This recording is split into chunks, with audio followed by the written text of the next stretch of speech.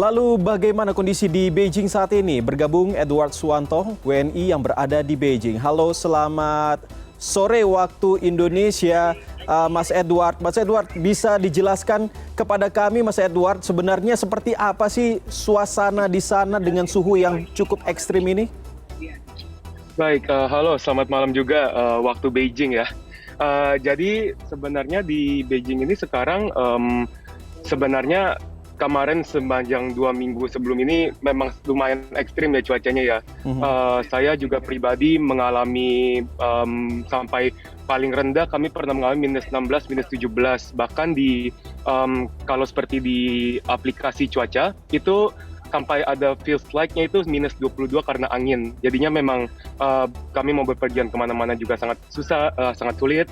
Kami ke kelas juga memang sedikit banyak yang mengeluh. Dan juga memang kami kan terbiasa juga di Indonesia cuaca yang agak sedikit sejuk atau hangat ya. Jadinya kami ke seperti -20 nih memang agak sulit untuk beberapa dari kami yang mungkin belum lama di Beijing atau tidak sering melalui musim dingin seperti itu. Jadi untuk saat ini sih sudah agak sedikit membaik, tapi seperti ya. Oke, ini luar biasa sekali, bisa sampai -20 derajat Celcius. Tapi kalau misalnya melihat dari apa yang Mas Edward sampaikan dan juga yang ada di belakang Anda saat ini, aktivitas memang masih terlihat cukup normal begitu, yang seperti tadi juga Mas Edward katakan memang suhunya juga lumayan lebih baik begitu ya dibandingkan hari-hari sebelumnya. Tetapi kalau kita melihat lagi ke belakang, sebenarnya sudah sejak kapan hal ini terjadi? Jadi yang saya merasakan ini sudah terjadi tuh mungkin dari awal kayak 10 Desember ya, 11 Desember seperti itu ya.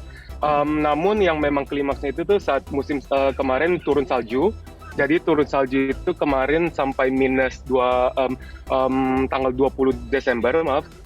Itu saya ingat di aplikasi cuaca itu sekitar -7 atau -8, itu jam 11, jam 12 malam di tempat saya di distrik Haitian.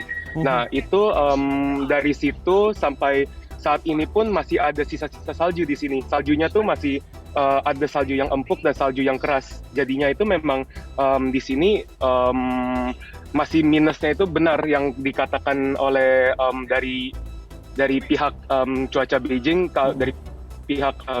kalau misalnya sampai 300 jam titik terlama -0 dari awal -0 sampai sekarang tuh 300 jam paling lama. Jadi memang berasanya itu sudah hampir 2 atau 3 minggu sepertinya. Jadi memang sudah sangat lumayan parah di sini dinginnya. Tapi sekarang sudah membaik. Sekarang saat ini pakaian saya tipis, jadi -3, -2 saya masih bisa. Oke. Tapi kalau misalnya dikatakan tadi sama Anda 2 sampai 3 minggu sudah berlangsung cuaca ekstrim seperti ini. Apakah ada informasi, apakah ada korban jiwa yang mungkin terjadi begitu, yang mungkin Anda dengar dengan dampak dari cuaca ekstrim ini? Oh, jadi saya ingat ya waktu awal-awal turun salju yang lumayan berat itu, saya lihat ada di video di sosial media, itu ada tabrakan, seperti ada kecelakaan yang sangat parah saya lupa di kota mana. Jadi itu memang sudah memakan korban dan dikatakan ada beberapa yang meninggal. Dan juga untuk korban jiwa sendiri, namun untuk di lingkungan seperti di distrik ini juga mungkin ya saya juga yang tidak tahu mungkin ya apa ada korban jiwa tidak, namun tidak mendengar ada korban jiwa yang langsung sih. Namun memang termasuk saya dan teman-teman saya banyak yang jatuh sakit sih karena -20 ini, -11-an ini parah. Oke, jadinya Mas Edward selain tidak keluar rumah untuk bisa mengatasi apa yang saat ini terjadi di Beijing, apalagi yang dilakukan oleh khususnya dari Mas Edward dan juga masyarakat yang ada di sana supaya terhindar dari penyakit dan lain sebagainya? Jadi mostly kita ya di kamar saja memang, tapi kalaupun juga berpergian itu memang harus berpergian secara esensial ya. Seperti kita harus beli belanjaan, kami harus ya seperti ke kelas, itu memang mau tidak mau seperti itu. Jadi tidak ada sepertinya tidak ada, ya kalau memang tidak ada pilihan untuk tidak keluar ya memang harus keluar gitu. Ya memang seperti itu sih. Dan juga masyarakat, sorry. Tapi ada anjuran nggak sih dari pemerintah setempat ataupun dari pihak Indonesia sendiri agar mungkin agar lebih menjaga diri untuk bisa menghadapi cuaca ekstrim seperti itu? Jadi kalau anjuran pemerintah, terutama dari let's say dari KBRI ya, dari KBRI saya sendiri tidak merasa menerima pesan atau himbauan apapun dari KBRI. Mungkin memang dari sanak saudara saja yang informal seperti itu, dan juga ada beberapa staf KBRI yang memang memberi secara informal ya. Namun secara resmi tidak ada mungkin dari KBRI. Namun kalau untuk dari pemerintah ini sendiri itu jadi di sini di Tiongkok ini memang kami menerima seperti pesan SMS. Jadi dan juga di ramalan-ramalan cuaca seperti kayak di aplikasi ponsel. Nah, itu dari pemerintah sendiri sering mengirim alert ke kami. Kalau misalnya ada road icing, es terbentuk di jalan, snowstorm, lalu juga ada gale, angin kencang seperti itu.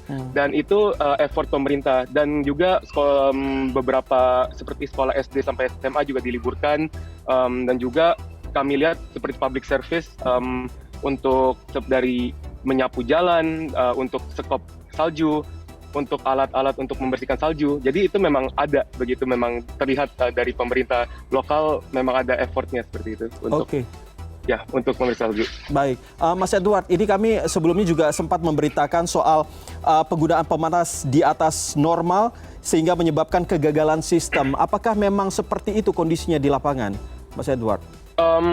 Jadi kalau untuk itu saya memang membaca beberapa berita ya, berita baik berita internasional maupun berita lokal.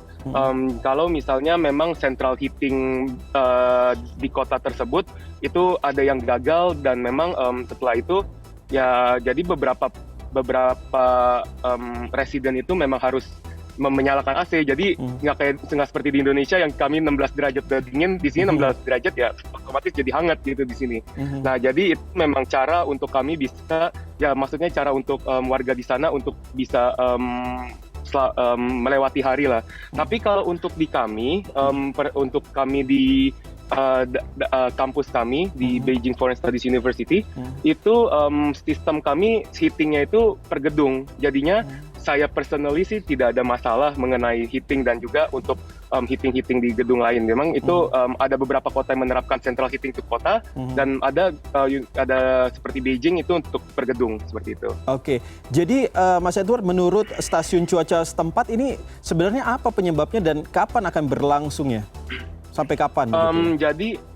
Jadi kalau untuk yang sudah saya research juga, jadi ini masih diperdebatkan memang ya. Namun dugaan paling kuatnya adalah ada namanya polar vortex. Jadi polar vortex ini adalah angin di mana angin di bagian Siberia, Rusia, dan juga lingkaran Arktik seperti itu. Nah, itu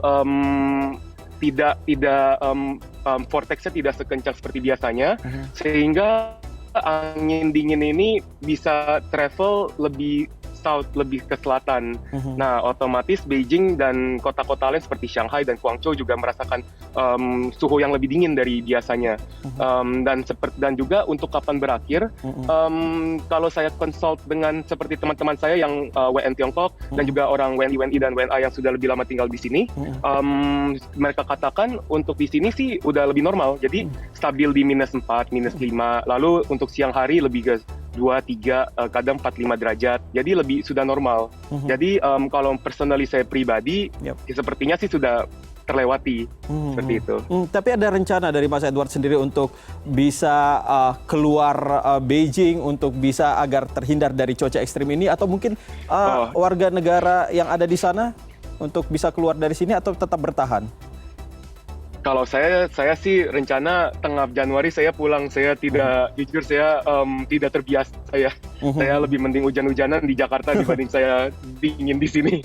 Tapi kalau untuk WN yang lain, beberapa mereka ada teman saya yang mereka travel seperti ke Guangzhou, atau mereka travel ke Hong Kong, mereka travel lebih ke bawah ke Hainan seperti itu. Dan itu cara mereka untuk bisa escape dari cuaca dingin ini. Namun ada juga beberapa WNI yang sudah pulang beberapa hari sebelumnya karena sudah dinginnya sudah minus belasan.